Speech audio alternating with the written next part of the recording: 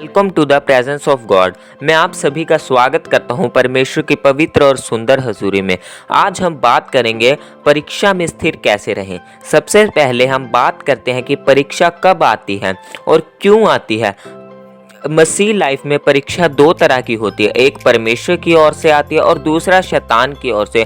जो परीक्षा परमेश्वर की ओर से आती है वो आपको परमेश्वर में आगे बढ़ाने के लिए, ब्लेस करने के लिए, उच्च स्थान पर रखने के लिए होती है, और जो परीक्षा शैतान की तरफ से आती है वो आपको घटाने के लिए, पाप में लेके जाने के लिए, नरक के लिए में लेके जाने के लिए होती है। परीक्षा सबसे पहले मेन पॉइंट है कि परीक्षा आती कब है। जब हम परमेश्वर में पूरी रीति के साथ चलते हैं, फुल ऑफ पवित्रताई, full of holiness, full of fasting, full of prayer, full of वचन में जब हम चलते हैं तो परमेश्वर हमारी परीक्षा करता है और उस समय परमेश्वर हमारे साथ होता है। उस समय परमेश्वर हमारा हाथ नहीं छोड़ता। वो परीक्षा हमें परमेश्वर में आगे बढ़ाने के लिए होती है, ब्लेस करने के लिए होती है। शैतान की तरफ से परीक्षा कब आती है? जब आप परमेश्वर के वचन से दूर हो जाते हैं या वचन को तोड़ते हैं। जब आप पाप में जाना स्टार्ट करते हैं तब शैतान आपकी परीक्षा करता है। जब शैतान की तरफ से परीक्षा आती है वो आपको घटाने के लिए,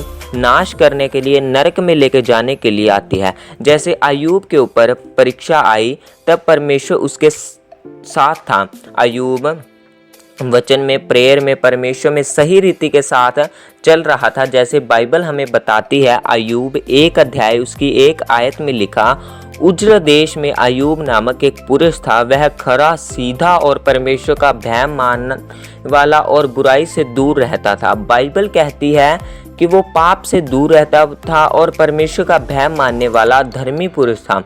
उसका करैक्टर परमेश्वर में बिल्कुल ठीक था। तब शैतान को यह बात अच्छी नहीं लगी, क्योंकि शैतान उन लोगों से जेलस फील करता है, उनसे जलन रखता है जो लोग परमेश्वर में सही रीति के साथ चलते हैं। वो उन लोगों से नफरत नहीं करता जो मसीह में आने के बाद भी बदले नहीं। वो उन लोगों से नफरत करता है जो वचन में जुड़े हुए हैं, वचन के साथ जुड़े हुए हैं, परमेश्वर के साथ जुड़े हुए हैं, जैसा अय्यूब था। और हम अय्यूब 1 अध्याय उसकी 6 से 12 आयत तक हम पढ़ेंगे।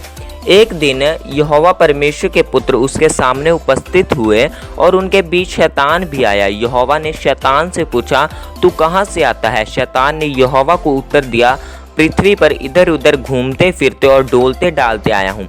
यहोवा ने शैतान से पूछा, क्या तूने मेरे दास अय्यूब पर ध्यान दिया? क्योंकि उसके तुल्य खरा, सीधा और मेरा भय मानने वाला और बुराई से दूर रहने वाला मनुष्य और कोई नहीं।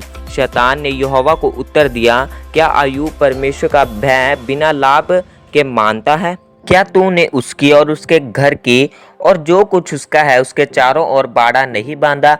तूने तो उसके काम पर आशीष दी है और उसकी संपत्ति देश भर में फैल गई है, परंतु अब अपना हाथ बढ़ाकर जो कुछ उसका है उसे छू, तब वह तेरे मुंह पर तेरी निंदा करेगा। यहोवा ने शैतान से कहा, सुन, जो कुछ उसका है वह सब तेरे हाथ में है, केवल उसके शरीर पर हाथ ना लगाना। तब शैतान यहोवा के सामने से चला गया। एक दिन जब परमेश्वर स्वर्ग में अपने बेटों के साथ था तब शैतान आया और परमेश्वर ने कहा, तूने मेरे दास अय्यूब को देखा जो सीधा, खरा और मेरा भय मानने वाला है।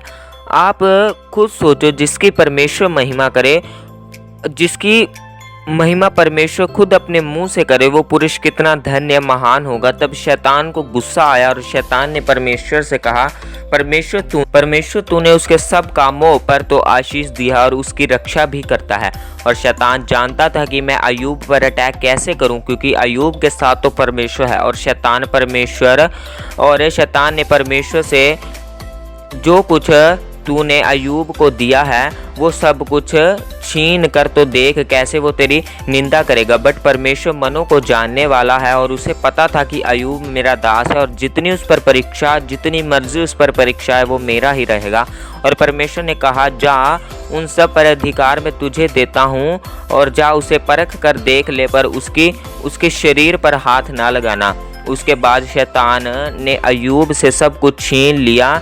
शैतान ने उसकी भेड़ बकरियों, गाय बैल, ऑल एनिमल्स को मार दिया और यहाँ तक कि उसके बेटे बेटियों को भी मार दिया। और 20 आयत में लिखा, तब अय्यूब उठा और बाघा फाड़ा, सिर मुंडवाकर भूमि पर गिरा और दंडवत करके कहा, मैं अपनी माँ के पेट से नंगा निकला और वहीं लौट जाऊंगा।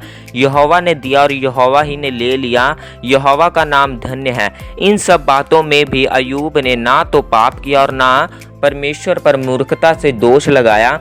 फिर भी जब शैतान ने उससे सब कुछ छीन लिया, तब भी उसने परमेश्वर का धन्यवाद करना, परमेश्वर को धन्य कहना, परमेश्वर के नाम को धन्य कहना नहीं छोड़ा। फिर भी उसने परमेश्वर पर ब्लेम नहीं लगाया और परमेश्वर के नाम को ऊंचा किया। और सेकंड बार जब फिर शैतान परमेश्वर के पास गया और परमेश्वर ने फिर अय्यूब की महिमा की और शैतान को फिर गुस्सा आया और उसने कहा, अय्यूब 2 अध्याय उसकी 3 आयत को हम पढ़ेंगे। यहोवा ने शैतान से पूछा, क्या तूने मेरे दास अय्यूब पर ध्यान दिया कि पृथ्वी पर उसके तुल्य खरा, सीधा और मेरा भय मानने वाला और बुराई से दूर रहने वाला मनुष्य और कोई नहीं है? यद्यपि तूने मुझे बिना कारण उसका सत्यानाश करने को उभारा, तो भी वह अब तक अपनी खराई पर बना है। शैतान ने यहोवा को उत्तर दिया, खाल के बदले खाल, परंतु प्राण के बदले प्राण। मनुष्य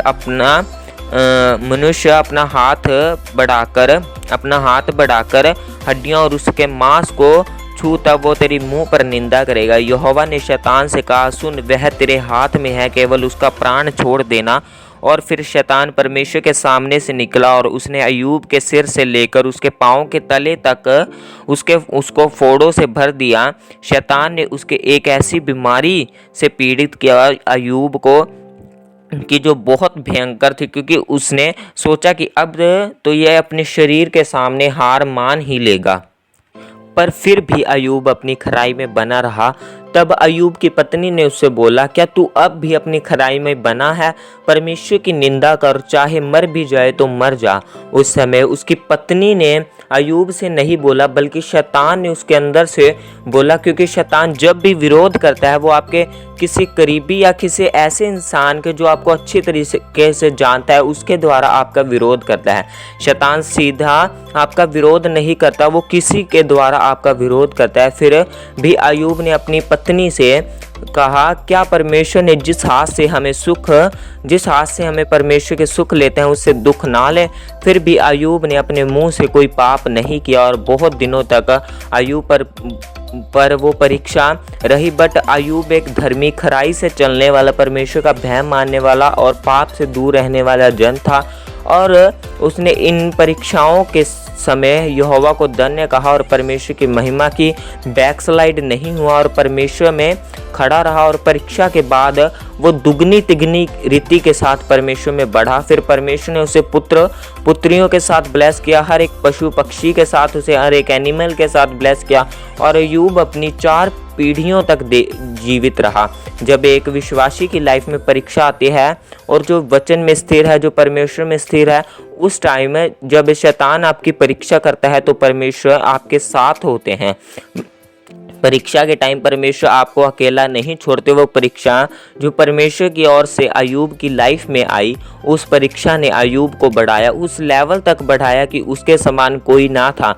जब परमेश्वर ने दाऊद की परीक्षा की, जब उसका युद्ध गोलियत के साथ, उसकी लड़ाई गोलियत के साथ हुई, तो वो परीक्षा दाऊद की लाइफ में परमेश्वर की तरफ से थी। उस परीक्षा के बाद दाऊद का एक राजा होने के लिए अभिषेक हुआ और उसके बाद उसकी जितनी भी लड़ाइयाँ हुई उन सभी लड़ाइयों में वो जीता और परमेश्वर के आत्मा ने उसे हर समय गाइड किया और उसके हर एक परमेश्वर ने उसे ब्लेसिंग दी। परमेश्वर आपको उस परीक्षा में नहीं डालता जो आपके सहने से बाहर हो।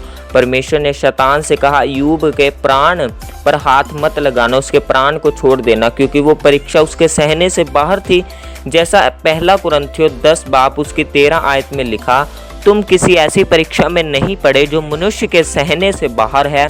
परमेश्वर सच्चा और वह तुम्हें सामर्थ्य से बाहर परीक्षा में नहीं पड़ने देगा, वरन परीक्षा के साथ निकास भी करेगा कि तुम सह सको। इस वचन का मतलब है कि पौलुस कहता है कि तुम किसी ऐसी परीक्षा में नहीं पड़े जो मनुष्य के सहने से बाहर है। परमेश्वर भला है जो हमें हमारी सामर्थ्य के बाहर परीक्षा में नहीं डालता। परमेश्वर परीक्षा के साथ हमारा विकास भी करता है, हम उस डेवलपमेंट को देखकर उस परीक्षा को सह सकें और परमेश्वर में बढ़ते रहें। आज हमें वचन बताता है कि हम जो परीक्षा शैतान की तरफ से आती है वो हमें घटाने के लिए आती है, बट जो परीक्षा हमें परमेश्वर में सही रीति से चलने के साथ आती है वो हमें बढ़ाने के लिए, ब्लेस करने के लिए, हमें ऊंचा करने के लिए है। आप सुचेत रहें कि आपकी परीक्षा कहाँ से हो रही है, वो परमेश्वर की तरफ से है या फिर आपके पाप में जाने के कारण है। आपने अपने आप को प्रेयर में, वचन में, परमेश्वर में, फास्टिंग में बनाए रखना है और परमेश्वर में अद्भुत अनुग्रह को, ग्रेस को पा कि हम अद्भुत अनुग्रह को और परमेश्वर की अद्भुत ग्रेस को पा सकें। आमीन। अगली वीडियोस में मैं आपको मिडनाइट प्रेयर करना क्यों ज़रूरी है बताऊंगा और क्या हमारी मिडनाइट प्रेयर ना करने के द्वारा हम अपनी ब्लेसिंग को तो नहीं खो रहे हैं। आमीन आमीन। Be holy and be prepared for heaven. पवित्र बनो और स्वर्ग के लिए तैयार रहो।